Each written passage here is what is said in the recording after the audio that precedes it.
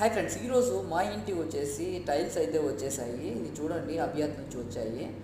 ఇక్కడ చూసుకోవచ్చు మీరు, ఈ లారీలోనే ఒక క్రైన్, అంటే ఆ క్రైన్లో హెల్పర్స్కి అయితే ఇక్కడ చాలా సులభంగా ఉంటుంది, కష్టం అనేది ఉండదు. ఎందుకంటే ఆ క్రైన్ వల్ల వాళ్ళు దిప్పుతారు చేతులతో కాకుండా.